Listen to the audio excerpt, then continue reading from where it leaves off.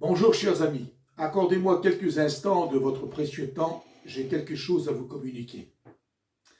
Le monde de ce jour vit un véritable cauchemar et devant ce fléau qui frappe toutes les familles de la terre, nous sommes cruellement éprouvés.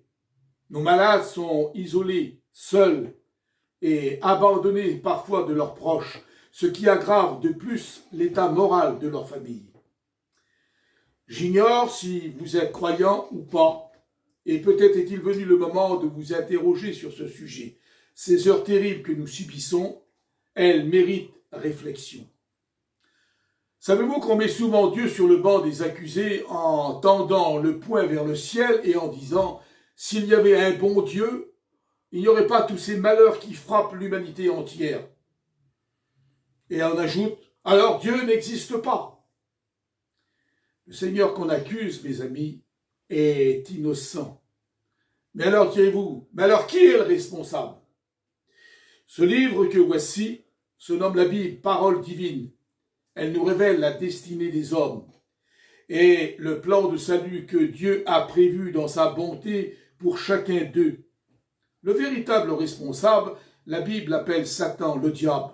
Non, ne riez pas, ce n'est pas des choses à rire. Le mal existe. Et si le mal existe, il est l'auteur de la maladie. C'est pour ça que je vous demande aujourd'hui de vous tourner vers le Dieu de la Bible. Ce Dieu qui est si bon, si merveilleux, et ce Dieu qui a fait quelque chose pour vous. Tournez-vous vers lui en ce jour, implorez son pardon, et il vous l'accordera parce qu'une vie nouvelle, elle s'offre à vous. Alors relisez la parole de Dieu, elle sera le soutien de votre vie. Je voudrais maintenant, pendant quelques instants, m'intéresser à nos chrétiens de vie et lumière. Beaucoup des nôtres sont cruellement éprouvés par ce terrible virus. Le diable vient de frapper un grand coup. Le monde entier est atteint. Nous ne sommes pas les seuls. Les églises dans le monde entier, elles ferment, parce que les gouvernements nous obligent à le faire. Notre retraite spirituelle de cette année n'aura pas lieu. Nous avons dû écourter notre école biblique. Mais ce n'est pas une défaite pour vie et lumière, c'est une épreuve. Épreuve que nous surmonterons par la grâce de Dieu.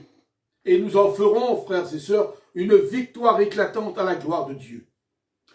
À nos pasteurs d'église et de chapiteaux, n'arrêtez pas de prêcher. Continuez avec courage, avec fidélité. Dieu est avec vous. Pour nos missionnaires, vous êtes momentanément arrêtés, mais bientôt vous pourrez repartir de nouveau dans votre activité en faisant le double afin de rattraper le temps qui est échoué. Candidats, étudiants, continuez la lecture de vos études bibliques. Ne cessez pas d'étudier, car celui qui a commencé en vous cette bonne œuvre, il la rendra parfaite pour sa gloire.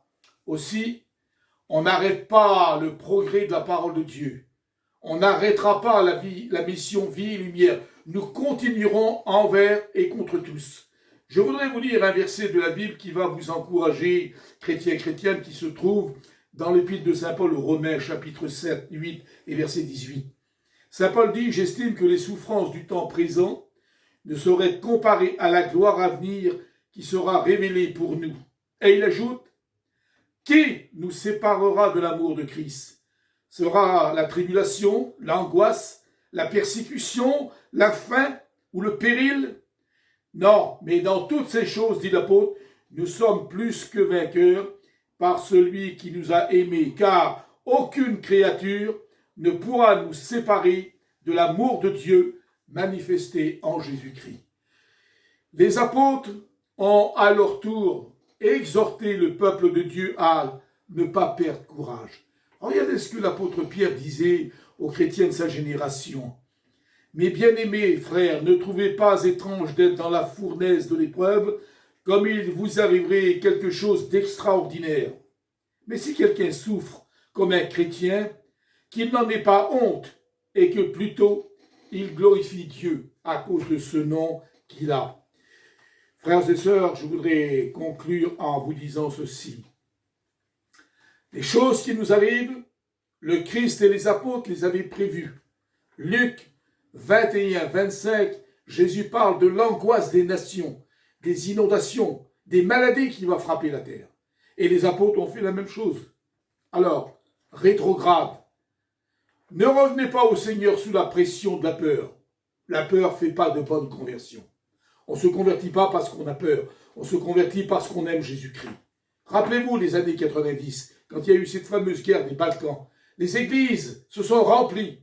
Et quand les choses se sont arrangées, de nouveau les églises se sont vidées. Eh bien, revenez avec sincérité à votre Dieu, avec foi, avec fidélité. Et le jour de l'enlèvement, vous ne serez pas confus ni dans la confusion. Lisez pour terminer la première épître de Jean, le chapitre 2, le verset 28. Que Dieu vous bénisse à tous et à toutes.